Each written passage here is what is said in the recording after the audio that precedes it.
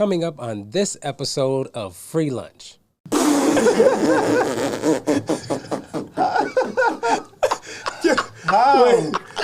listen. Hilarious, bro. Yo.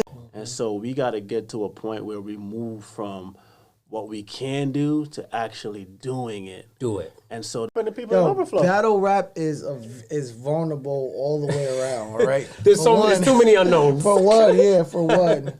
The moment you switch from creating out of the fun and the joy into fire, bro. and into a headspace of I need to do this to put food on the table. Yeah. It then puts it's a stressor. It's a strain on your creative process all of a sudden. Yo, what up? It's your boy, The Real Free, a.k.a. Freestyle Gospel. Today's episode is something special for a couple reasons. One, I got two of my favorite mans around. They're in the studio. My boy, Track Major, Ro Miller himself, and a special surprise for New Haven, Connecticut. My man Lee Majors has made it back in town on some business. I snatched him up at like 1 a.m. It's literally like 1:30 in the morning right now, folks. So let's give it up for my man Track Majors. Lee Majors. We in the building. We here. Yes, sir. Yes, sir. Yo, so today, this is actually a kind of auspicious occasion as well. It's the night, or basically the early morn of this surgery that we've been talking a little bit about on the podcast that I got coming up. My man Ro Miller has some of the fellas at the beat battle we actually are all coming from. Kind of surround your boy for a word of prayer. So we ready to watch God do what he do this morning in the next few hours to come. But yeah, since my man Lee Majors is coming through town, he's recently relocated to Florida, and now he's back in town on some business. So I snatched him up after the beat battle. And of course, the beat battle tonight was featuring the greatest, the one and only Ro Miller himself. Did his thing, man. So, yo, man, talk to the people, y'all. Introduce yourself, Ro Miller. You go first, man. Let them know, who you are, what you do, and basically, we'll then go to you, Lee Majors. Yeah, man. So, it's Ro, Track Major. Everybody know me around Connecticut as Track Major. Been producing, been doing music, probably looking at 15, 16 years. Doing music with local artists throughout the tri-state area, really New York, New Jersey, Connecticut, wherever, creatives are gathering, I try to be somewhere around that. And, me and Free, we go way back. We actually reconnected like 5 or 6 years ago after being apart for like years. Yeah, and we somehow reconnected. I felt like God just made a way for us to just reconnect, and we've just been rocking. He actually DJ'd at my wedding, yo. Real talk. Yes, sir. That's fire. And so I actually didn't. That totally like even slipped my mind, man. Yeah, that just the connection with the two of these mighty men of God here in the studio today. So yeah, actually met Ro for the first time as teenagers, man, coming up in a youth group over at a local church out in Milford, and then dang, I'm trying to think back. When was the first time I met you, Lee? Did Jay introduce me to you? I think so. I wanted maybe Harvest, Hyper Harvest events or something like that. We was getting up together during that time. We was doing the fire starters. Yeah. Going over TJ house. Yeah. We was doing a lot. So that was like 10 plus years ago. That was Yeah. Time go by fast. It'll definitely get ghost on you. So, and then I actually got a chance to do work. I have not. Well, actually, yes. On one occasion, we actually have collaborated on a track. Why do I feel like we did more than one? No, because the other thing we collaborate on is you got the Overflow. I still feel like we Rap did Battle more. League. That's crazy. No, but that's it. Like once you in that, Y'all didn't do like a cypher video together? nah, man. He wasn't in a cypher video, but I guess it's just from the Yeah, time we've actually like. I never actually got invited to that Juderation Cypher video, but I don't remember. But I'm sure you got me for the next one. I'm that's sure. a fact. It's gonna be more crazier now. So yeah, so that was my first battle ever. Ever. So that was a. You like really? For me. It was a Lee. For those who don't know, Lee Majors, R&B artist, hip hop artist, one of the GOATs here in Connecticut. But he has given birth to a vision of the first ever, Christian battle rap league called Overflow. And I had the pleasure of actually hearing some of his heart about that vision before it had actually, manifested. So then when it had finally manifested and he had his first event ready to pop off, for me, it was a win-win either way, because I'm like, I get a chance to be a part of the first of something great. So that was like, in my head, there's no losing that at all. So tonight, mind you, I had like no knowledge of like what really battle rap was. I'm like going on YouTube, figuring out what you learn fast. So I'm boxing with this dude. They like digesting battle rap regularly, like, all day. But it was such a pleasure for me, man, because I knew your passion of that vision God gave you, and I knew it was your baby. So for you to invite anybody, any of the people who touched that platform that night should have felt like it was a win for them.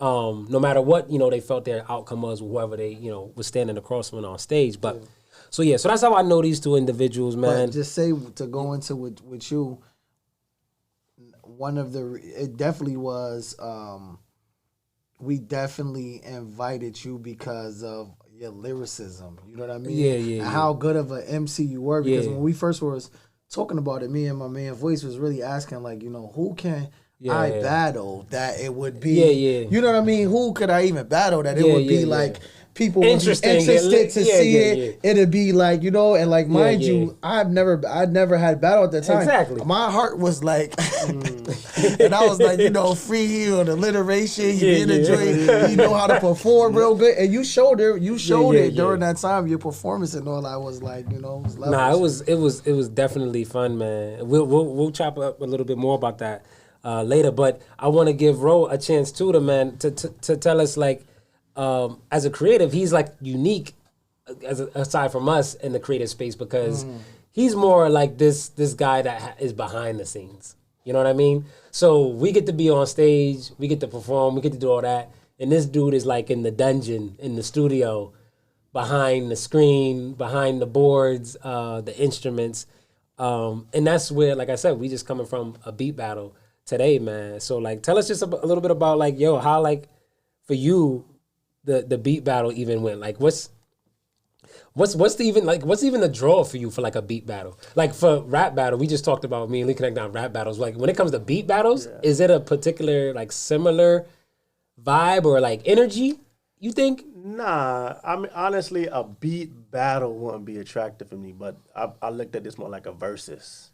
Like versus platform is not really a battle; it's a showcase. You're right. The fans can choose if they feel like somebody won or not, but it's really that. That's facts. It's really just a showcase, and I just wanted an opportunity was presented to me to just showcase what I do and what I love to do. And so, if you listen to the battle, if those of y'all don't want to go back and check it out, Beat for Beat platform on Facebook. Yo, definitely go check them out, yo. Beat for Beat. Check them out on Facebook, man. C Woods. Yeah, man. So it was just an opportunity to really showcase. And that's really, leading up to that versus what I was saying to everybody that asked me similar question. Like, yo, it was like platforms like that where I get to showcase what I do. Yeah. And what I was hoping would be, and kind of was, other creatives is that's like my bread and butter. That's where I live. Yeah. Because other creatives can see the creativity in a greater degree. Mind you, he's totally not capping right now, because after the beat battle was long and over with, after we all got kicked out of the room in the venue spot, this dude is literally by himself inside the room talking for like another 45 minutes with the other producer that he just beat battled with. When everybody is outside waiting for this dude is inside there chopping it up with him. So that's facts. That's for sure. That's what it's about, man. It's just that creatives coming together, and then just like acknowledging those things that we do, right? Because as a producer, when we make music, right, the artist that delivered on the song is who gets all the praise. Nobody really hears like the nuances of like what was done in the music. Yeah. So here's a platform now where it's like literally about just the music. You know what I'm saying? Yeah. So I love the space. I love the platform. And even tonight, you see how different beat battles are done differently. Yeah. Where this is a case where some of the artists even got a chance to steal some of the shots on a beat battle. Right. On a beat battle. In a beat battle, but songs are still getting played. Songs are still getting played with the vocals. Unexpected, man. Yo. My man played an R&B song that I did before I was saved. I'm like, man, I hope these people know that this was a long time ago. Yeah. That was fire, though. That was fire. So this, the thing with going back to Lee about, having the rap battle experience. As that, how many years ago now was that first event for you when you launched the Overflow Rap League? This was time is going 2017. Time is going by so fast now. Yo, I just feel like it's zooming, man. I think 2018. I'm not sure, but I think it was 2018. Yeah, so roughly 3 years ago. Yeah. What's kind of the demographic or geographic across the U.S. that you've been able to kind of expand and just touch, at least in some way? Well, New York, definitely. So it went from Connecticut to New York all the way to L.A. Wow, that's a leap. So is the vision that God has given you for Overflow, has it evolved since you've gotten the vision? Is it transitioning into something else? Where are you taking it? It actually took on its own life. Like, in the beginning, I knew that we were training to go out into the field and battle people who weren't Christians and just were secular, rappers. But, we needed to battle each other to even sharpen up to get to that point, And now, not taking away from the Christian audience and the people who just enjoy Overflow as a whole, because that's awesome. That's of course something that we have to do. Yes. Again, come together and throw Overflow events. But one of the things is, Overflow has just become so, tight knit community of battle rappers that go into the world and battle. So we've been battling, different places, and nobody wants to engage in the intimate smoke with one another because it's such a tight knit thing. That's now. What it's. That's how it is. It becomes like a brotherhood. That's how it is. That's how it's basically. But and that's good. It's good because always. It's great because it needs to be seen that we are a team. You know what I mean? And when you go out into the field, it kind of reminds you of, like, if you just think about Christianity as a whole, like, you have a church, you have a whole lot of people in the church, and if you're not doing anything, you see a lot of infighting and all of that stuff could be. Yes. But then when you go out into the world, you're working together, that's when you realize, like, yo, this is my brother, we're together, we're one, you know what I mean? Facts. So there's phases that God, in his wisdom, that he saw that had to be done, once at a time, and now we have battle rappers like Elijah Strait that's saying URL, the biggest league in the world. Then you got Prestavia. Big up to Elijah Strait. Big Elijah Strait. Big up to Prestavia. Oh my God. You got Prestavia, one of the newest, dopest girls, coming up. Killing it. She's been on Queen of the Ring. Yep. I know she's gonna be on.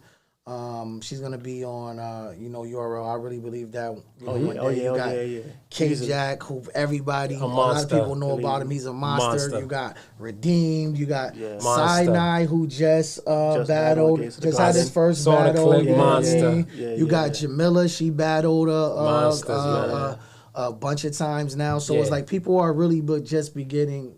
And then even me out in Orlando, I'm battling leagues in Orlando and everything. So it turned from something that's like I didn't see, I believed, but I didn't. So what do you have for the audience? Probably that's actually probably more localized here that's probably just special and unique to Connecticut. That really fell in love with Overflow. Because what it's, as you describe it, what's it become and evolved into is phenomenal. It's great. Yeah. And sometimes what I'm really hearing is that the outside, or those who are watching what mighty thing God does to you and through you, they may like and enjoy a certain point and stage of that, and not understand that God had another level or another place, and they might like you right here. Yeah. And they wish that they can enjoy you and keep you right here. Yeah. And I don't think that that's something that's consciously done in a selfish way. I think they see that it was fruitful, it's great, and why can't it just be this? I think it's natural. It's natural, but God wants it to be so much more. That's what I feel like I'm hearing from you. I can understand that. Yeah. Because you've allowed me to be, this made me think of one of the admins for your page, for one of the Overflow pages. I kind of get all the messages, some private messages when people are trying to get information, right?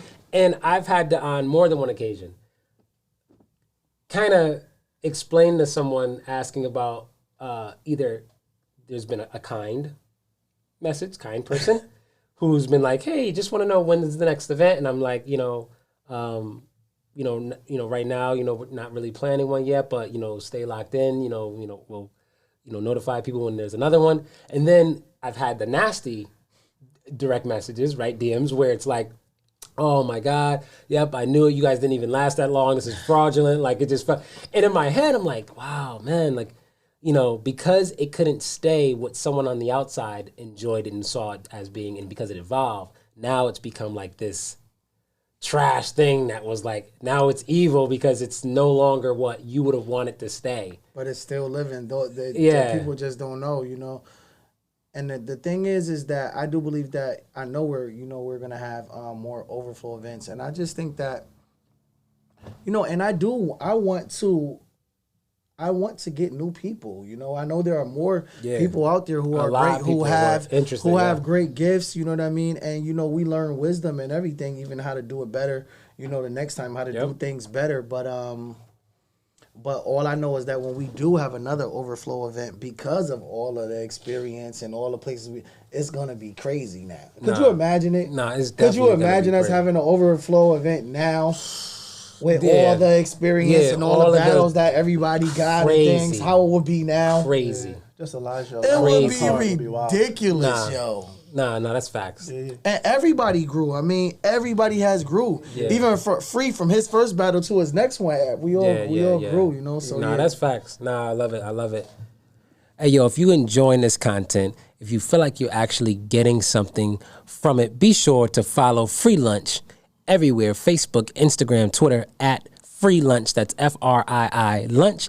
And be sure to subscribe. Follow us everywhere podcast streaming is available: Apple Podcasts, Spotify. It doesn't matter. We here. It's Free Lunch with the real Free.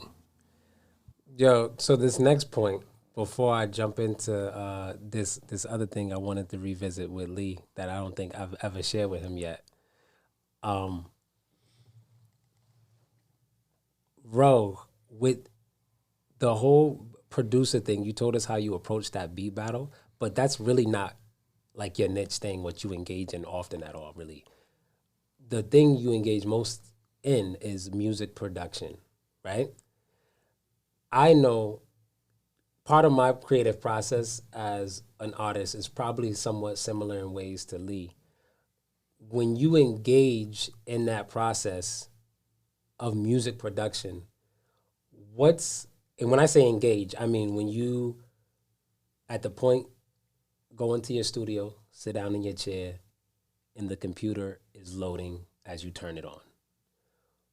What's some of the first things entering your brain that you begin to process before you even lay your fingers on the first set of keys, before you go to search for the first instrument? What's the beginning of that thought process? It's simple for me, man. It's what do I feel like? What do you feel like? And here's where that comes from.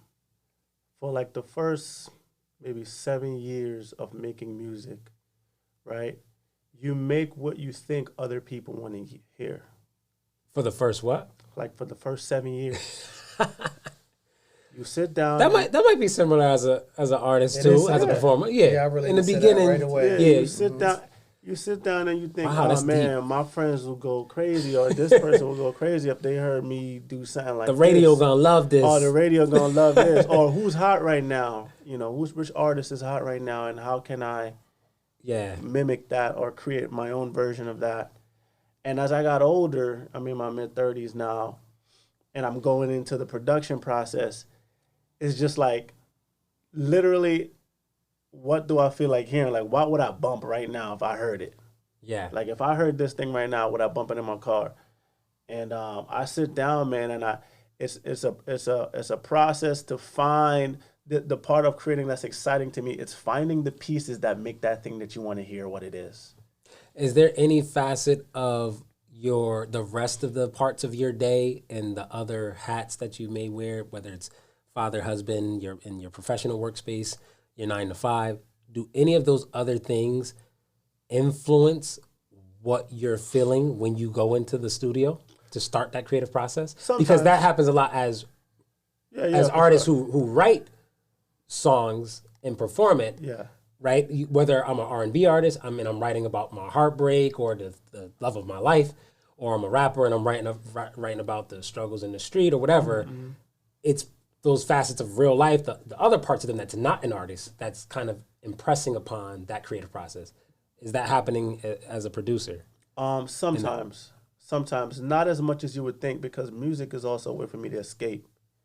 And so if I'm making music based on what I always feel, it's like I'm putting myself back into that space. Yeah. You know what I'm saying? So a lot of times when I'm in my studio by myself, you're probably looking to create the polar opposite of what I'm it's like I'm just trying to get away from all that happened at work. Yes. I just, you know what I'm saying? I might come downstairs and just start making some reggae music, man, because I'm just feeling like because reggae would be like is making us happy. It would make me feel good right about now if I just made a dope reggae record, you know what I'm saying, or whatever it may be. Facts. So, but there are some other times where, like, you know, I'm going through good or bad with my wife. Maybe we just had an argument. Yeah. My wife and I just had a great weekend, and I just come bang out an R&B record that I feel like she would love. And I'd be like, hey, babe, come listen to this record. Come check this out. And she'd be like, oh, that's fire. You know what I mean? So it just kind of depends on, you know, what's happening, what I'm feeling like, what, you know what I'm saying? So Lee, specifically, because I know you as a, you know, you're R&B artist, you do hip hop, right? But as a battle rapper, creative process, because this is then we'll piggyback off of the anecdotal story I want to bring you back to in LA. Okay. The last battle event we have, but engaging in the rap battle process, right? As a creative, what's some of the first things entering your mind as you put the pen to the pad? All right, so I will have to come from where I am now rather than where I was before. Now. You know, so right now, if I were to get an opponent, you know, the very first thing you're gonna do with an opponent is just find out what their name is. Find out what their name is. You need to know your name, simple, sir. But we're gonna just start. Yeah, let's start right here. Start out with your name. Who are you? Last thing you want to do is put a bar with the wrong name. Yeah. Who are you? But what I'm saying is, mind you, hold on, not to derail you, but this just occurred to me. Battle rapper who I won't mention their name, but oftentimes, semi-often, reaches out to me when they got an event coming up. And something that's happened to them now more than once that I just think is hilarious is they think they got the name of who their opponent is.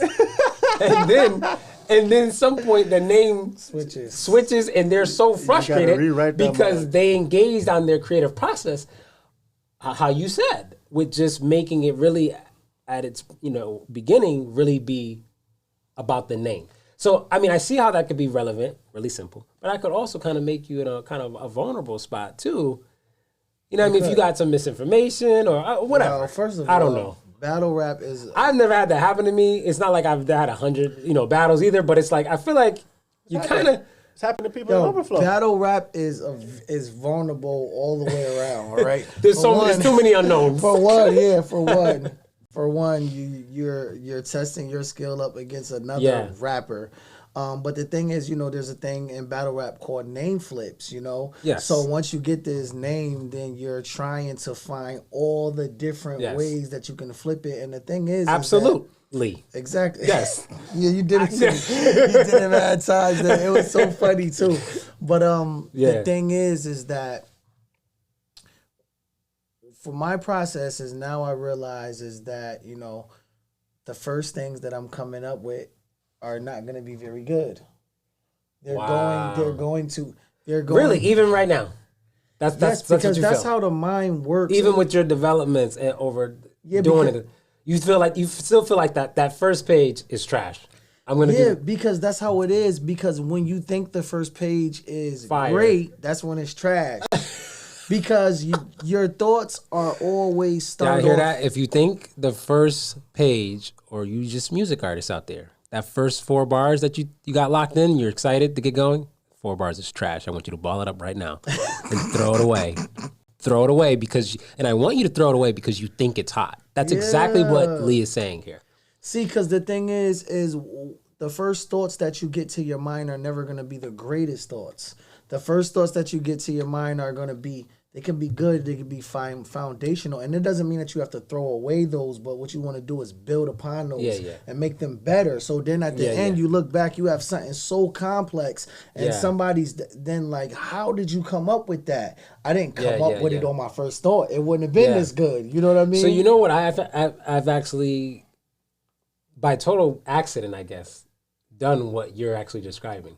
So what I actually have done in the times, I think only 3 times where I've had a rap battle is I've had what basically like in my iPhone notepad, right? A running list of just random like punchlines and bars, right? Mm-hmm. And when I get to a point in that note where I've reached about 800 words, right? I then arrange the battle rap round in reverse.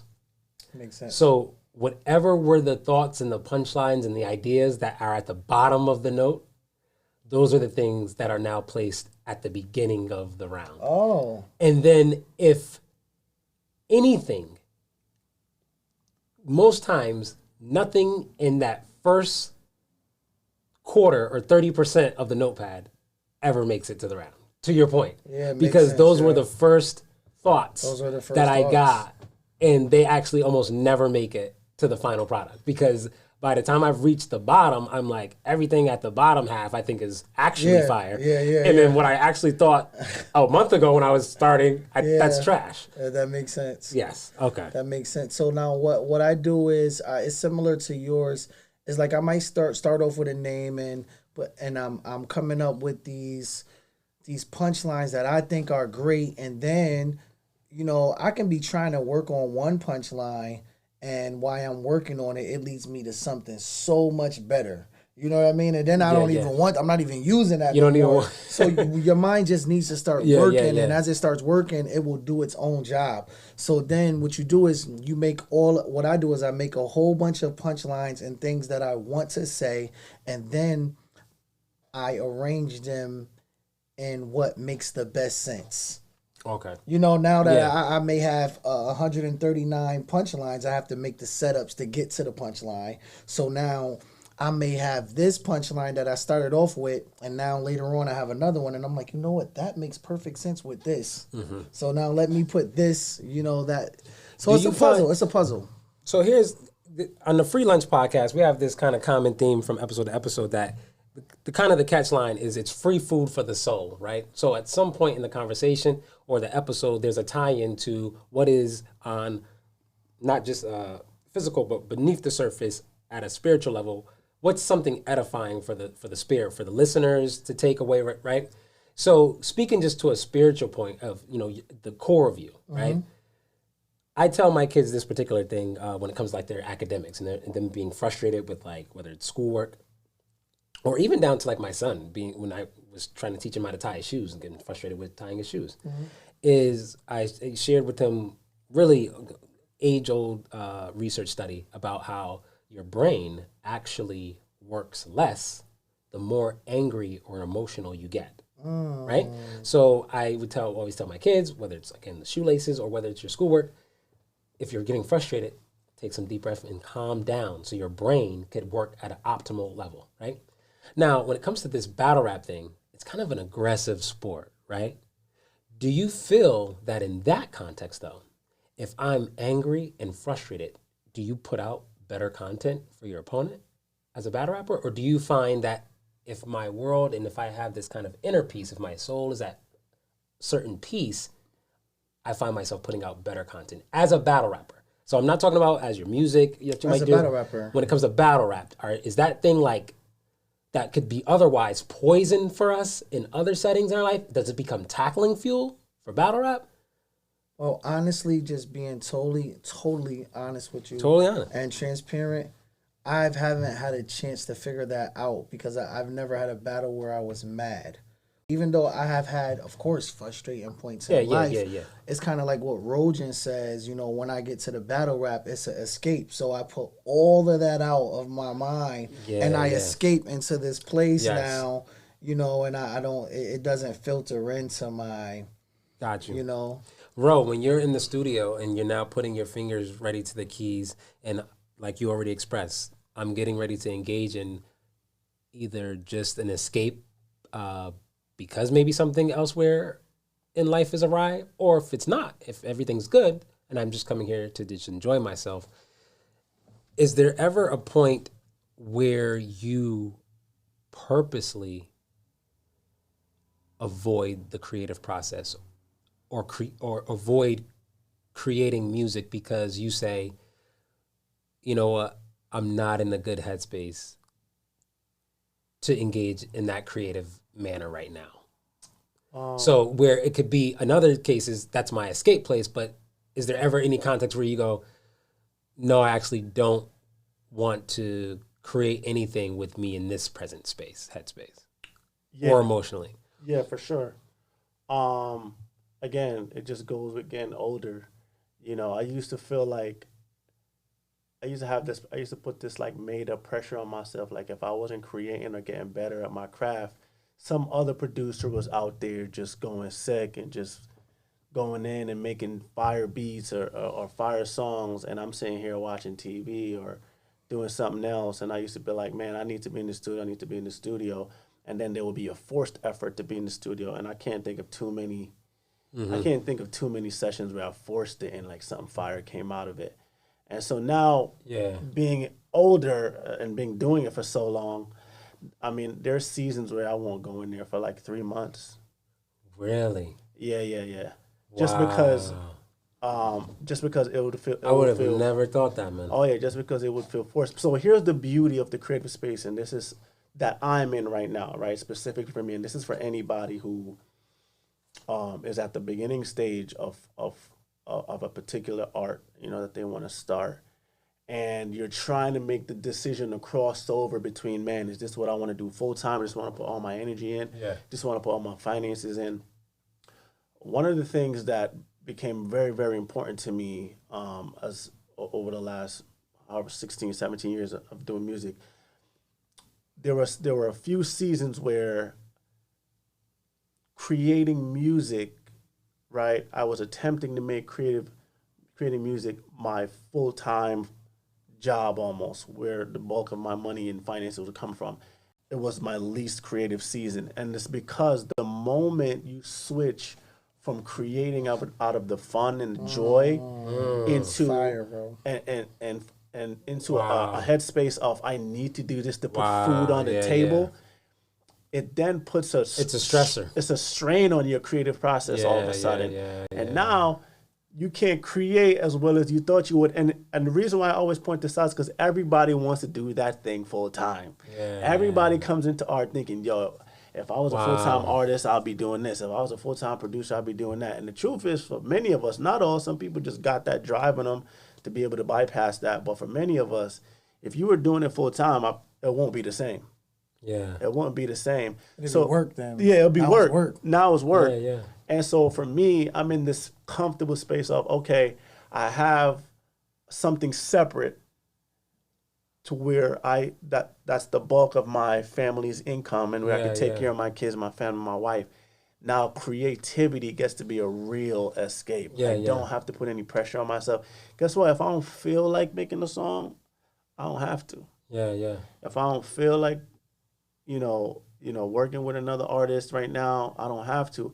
And there's something freeing about that. But then when I get that spark, I mean, in a week I could bang out 6 records because it just came flowing. Something just occurred to me. I think when people say, in their most purest and innocent form, I want to do this creative thing I enjoy full time, whatever it is, I think what they really mean is that I would love for the way I make a living to be via this. Right. Now, at the surface, you might think that's the same thing, Chris. No, it's not. In their mind, I want to be able to still enjoy the creative process. And somehow, while enjoying it and moving at a pace that's still enjoyable. Correct. I want to be able to have that all pay my bills. Right. But what they don't realize is at the infancy, at the beginnings of those stages as an artist, so much work has to go into creating that bag, that thing that can provide for everything, that it becomes not so much fun. You realize that it's really, this thing is taking up 18 hours of the day. And I'm talking about probably not necessarily the person who's like the indie artist starting out, like that's only still like in their local backyard doing things. I'm talking about the person who's still a new artist, but has some kind of like regularity where like they're on tour. Like like the experience I had a chance to get with traveling with the Extreme Tour, right? That was just like a 2-week span, but it was literally a show almost every single day at a new city. And what I experienced was genuine fatigue and tiredness with something that otherwise prior to, I just was like, yo, this is fun. Yo, I would love to do this full time. But what I actually really figured out is, no, I don't really want to do this 40, 50 hours a week. I want to just be able to have it make a way for me that's enough to make money and I can still enjoy this at a pace that's... I think people, when they think about that particular space or creative space, they've already put certain filters of the experience. So it's not just being full-time or doing it for a living. It's just, I want this experience. I want to get paid for this experience. I want to get paid. That's it. The problem is part of your experience was your freedom, right, in doing it and the fun that you had in doing it. And if that's going to be stripped away from you just to make $1, then all of a sudden it's not the same. I will throw a caveat to this, though, only because I have friends and family who've had to do art full time out of desperation. Like it's just this is what they know how to do, and this is just what they had. And out of that space became successful because it was fail or fail. You know, I had succeed or go hungry. Yeah, I had an uncle that was a DJ, and that's like all he wanted to do. He was like, I need to do this. And, you know, I'm talking about wife, kids, not a lot of work experience. He just spin records, right? Way back in like the 80s, and spinning records was like spinning records. And that's all he had. And he, for like a good 3-4 years, like there was really no money really in it. And then one year he did a battle, back when they used to do real DJ battle, and he won. And his name just went skyrocketing. He became like one of the dopest DJs. And now he's getting paid like, back in like the 80s and 90s, like $1,000 to do a show. You know what I'm saying? And he was able to actually now live off of it. That was big money, man, back in the 80s, bro. But for him, it was a different space. You know, it's like... Yeah, facts. If I don't do this, I don't have nothing else. So I do understand those creatives who come from that space as well. Like, I got to do this. I don't care. You know, one thing I will say, though, is that one of the fruit of coming out of that desperation phase is your authenticity, right?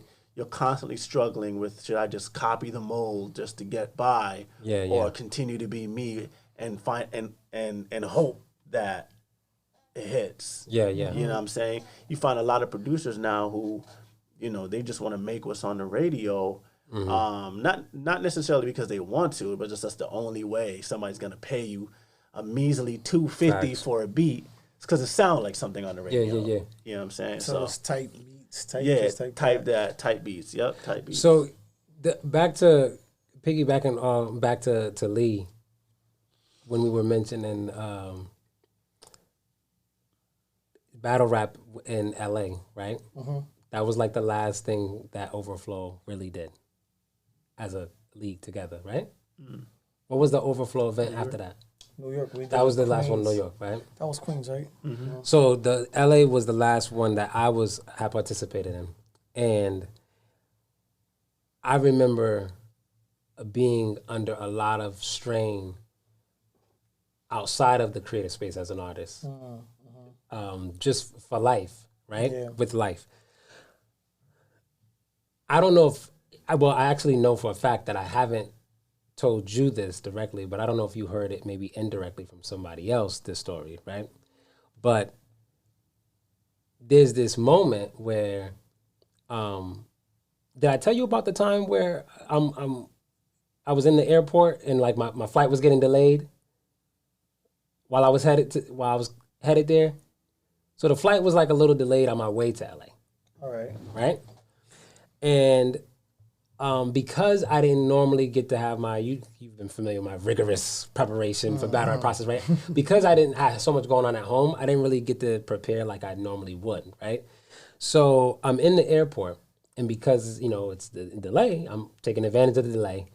And so I asked, like the little counter where like the air flight attendant stands, the people that when they call like this line, start the line up, for the gate. Mm-hmm. So I went to that little counter and I asked the lady there if she had some napkins. And I took the napkins and I began to rewrite my rap battle round on pieces of napkins. Like, so my round took up like 3 different napkins. And so I'm like writing in pen, writing on the napkins. And then I'd get more napkins. And then I'd write the round again. And then just kept writing the round again and again on these pieces of napkins. Right. And then once the flight did finally arrive, I think they had to like wake up some, pilot from home, like somebody to come in for overtime or something. Mm-hmm. For the flight, I had this ball of napkins just stuffed in my pocket of the round. Machine, right. So listen, right. So, but that still wasn't a completion of my process for me to feel like I was ready. Right. And so much was not just outside of, the creative space, just at home and life kind of as a stressor, but being there and being invited by you to come out there and having you guys pay my way to come out there actually added to the stress. Because I felt obligated to not just arrive, but to show up. I understand and show out, because these people are paying me to come because they see value in my creative process and my gift. So I need to do all I can to show up, right? So you have the delay airport whole thing. So I got the pieces of napkin stuffed in my pocket, right? And I don't know if this is the day one we all like stayed at an Airbnb, right? Mm-hmm. Beautiful, by the way. I love that place. And I'm battling Evangelist Joseph, right? And I don't know if it was like the first day or like the second day, because there was like 3 days before the actual event. Battle, before the event, yep. So I don't know if it was the first day or the second day, but whatever day it is, you guys decide in the midday to go like out to the store or something. I got there late, remember? I got there. Yeah, so I don't know if you, because I never got a chance to go to Nevada. Then y'all wasn't y'all in Nevada, Las Vegas first? Well, where Jay Fence lives. Did you get a chance to go to Jay Fence's house? Yeah. So then it wasn't the first day. I wasn't there. So it was the day so we didn't make it to the Airbnb until the next day. Okay. Yeah, because the first day we were at Jay Fence's house. Okay, so at the Airbnb you were there though. I was there. Yeah. So whatever day that was, everyone's at the Airbnb now, and somewhere midday, there might have been like a little, spat or whatever, and like people like leave to kind of, cool off and go, I don't know, to the mall or something, right? And the only two people left in the Airbnb are myself and the individual I happen to be battling that for the event, Evangelist Joseph, right? Now, you got to remember what I started with, telling you, right? I have everything kind of going on at home. I'm kind of under a lot of stress. I'm not fully prepared the way I'd like to be. And I'm doing the best I can in the airport, writing on napkins, my round over and over, getting it bedded in. So now I'm at the Airbnb. We got 3 days to kind of parlay, man, enjoy one another before the event. And I can't enjoy myself because I am not prepared yet. So here's what happens. I'm not going to go out to the mall or to the stores. I need to stay here at the Airbnb to fully continue to get locked in, right? But Evangelist Joseph is there. Now listen, hold on. I'm not done. I'm not done. Listen, this is no slight to him. Yeah, I got you. Otherwise, I chop it up with Joe regularly. He's a good dude. Joe knows he's a good dude. I tell him that all the time. I got no issues with Joe. And I'm a social person, right? But right now, I can't be. I'm not here staying at the Airbnb to take advantage of maybe some alone time with another artist to, I don't know, bond or whatever. And this is what it seems like the brother Joe wants to do, right? But I'm so aware that that's an innocent and otherwise thing I'm up for. How do I not do that or tell this person this really not the time? I'm really not here to really enjoy myself, even though I'd love to, because I'm not prepared. How do I do that without sounding mean or hurting someone's feelings, right? This is what's going on through my mind. So the guys leave. It's just me and him in this space. And I'm trying to get locked in further. I got my headphones in, man. I'm like on like the futon. I'm doing my thing. And Joe comes into the room. And Joe's like, yo, man, yeah, he wants to to discuss, just chop up whatever, right? Listen, listen, stop laughing. Listen. So he wants to chop it up and just chit chat, whatever. So every time he walks into the room where I'm sitting, I take my headphone out and I'm like, huh? So he starts talking and then we talk for like maybe 60 seconds and then he walks out and then I put my headphones back in. And then I'm like, rehearse for a little bit more. And then Joe comes back. He walks back in the room again. And he's like, yeah, man. Because it's just me and him. And he's like, I'm going to take this time to, build with my brother free. And so this is what I have to resort to. And you can't laugh. All right. This is G14 classified, never shared publicly on air anywhere before. To this day, I don't think I've even told Joe this. The second time Joe leaves the room. Why is this so funny, bro? This is so He's scheming how to not talk to this dude. Listen. There's no way to that. Listen. The second time he walks out of the room, I take my phone and the headphones.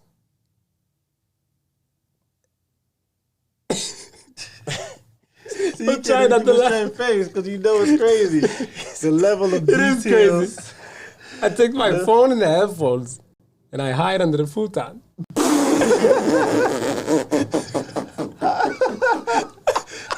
How? Wait, listen.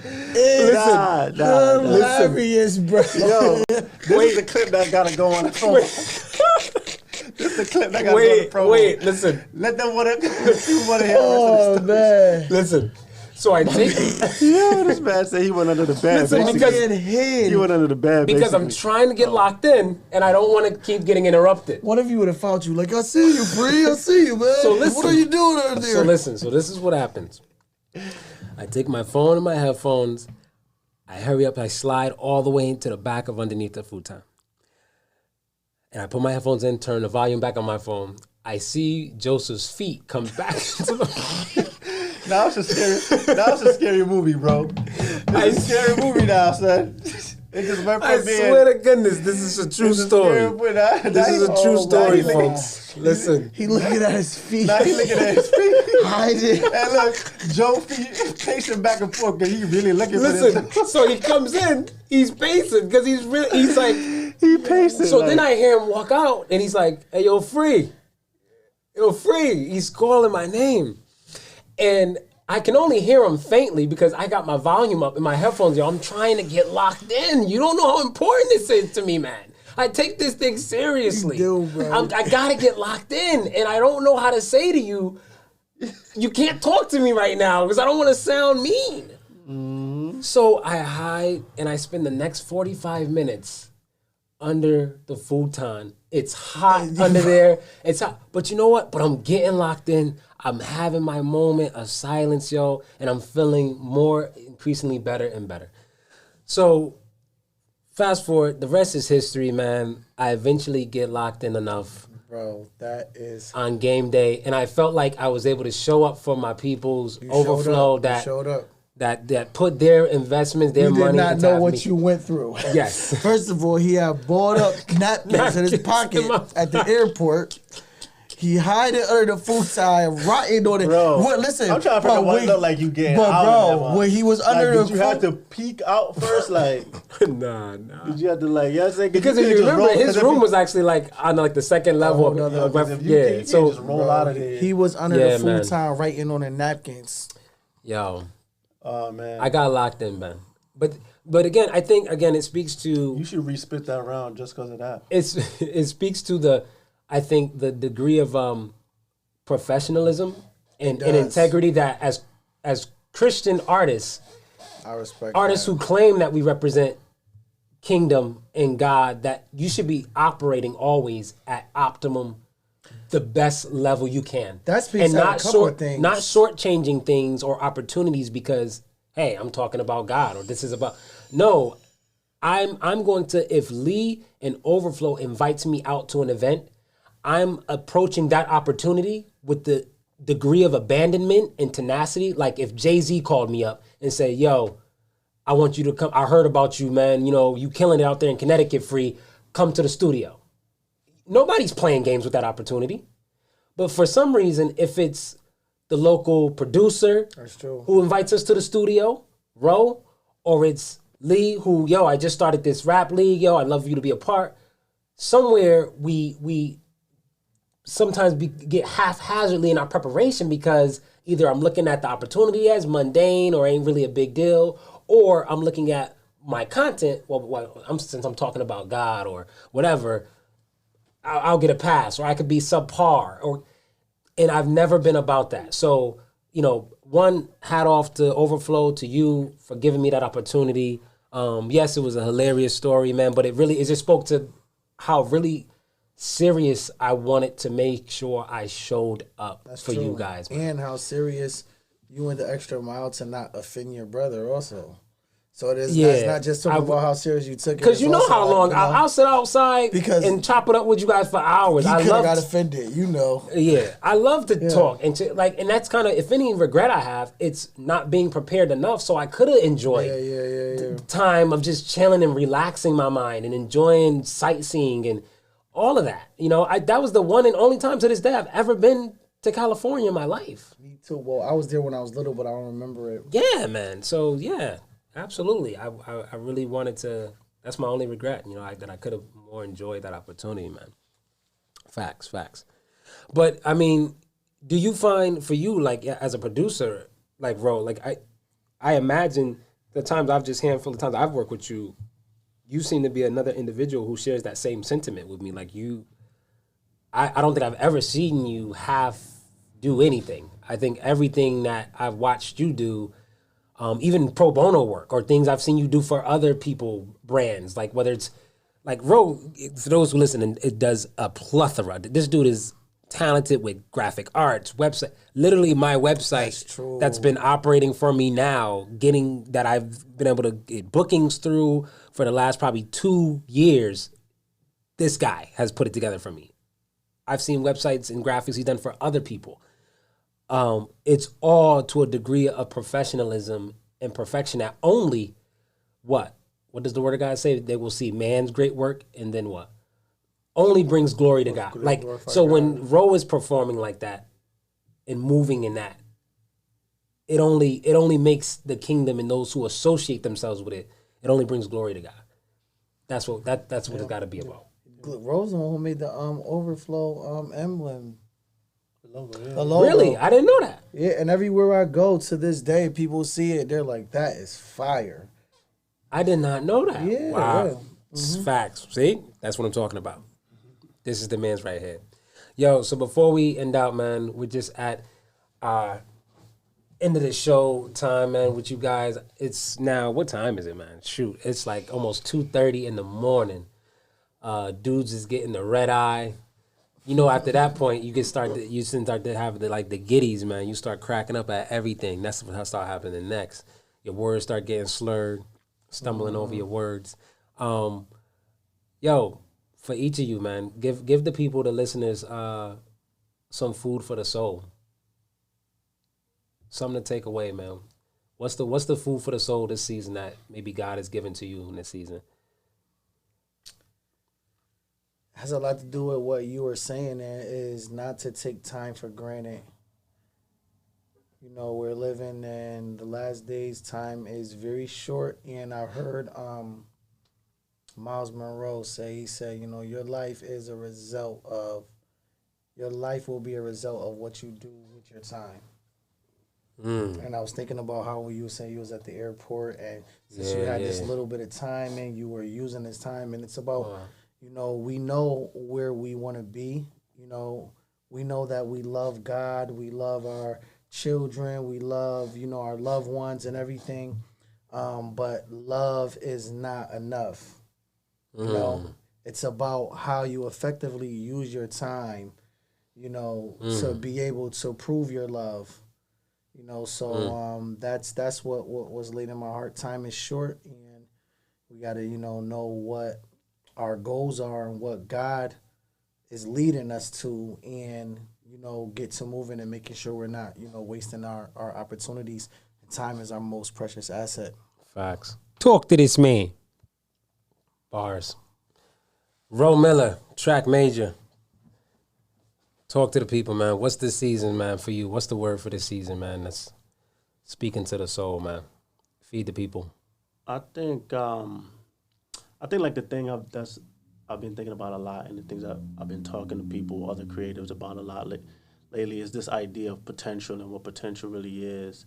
And I think it's great to have potential when people see potential in you, but potential really means to have possession of something you've never really used. Right? And so if you're being told over and over and over that you got potential, it's because the people that are telling you haven't seen you actually come to fruition in what you can do. And so we got to get to a point where we move from what we can do to actually doing it. Do it. And so don't let potential be a crutch almost for you. You know, start to put to use those things that you know you have in you, those giftings. Start to actually put down some real tracks, put down some real, you know, foundation to those things that you know God has gifted you with, and move from what I like to say, move from potential to purpose, because if you got it in you, then it's part of your purpose to do that. So basically, those who listening out there, let's move from just do it to just did it. I like that. Yeah. I like that. That's fire. Put that on a T. Yeah.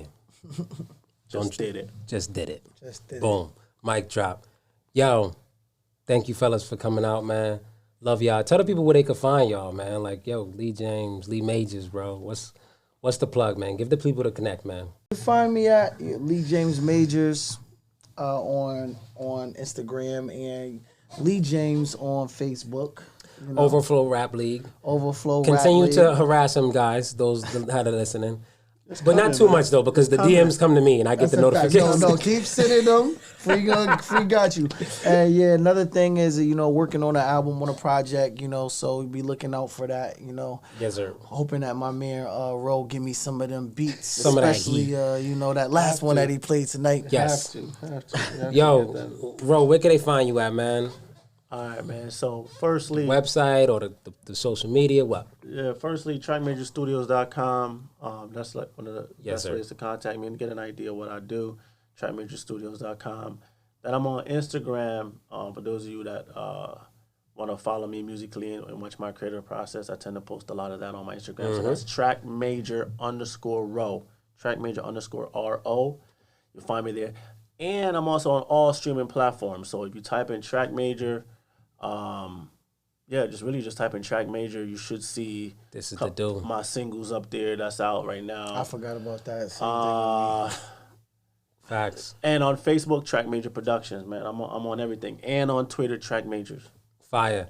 Yo, thank you fellas for coming through. Love y'all, man.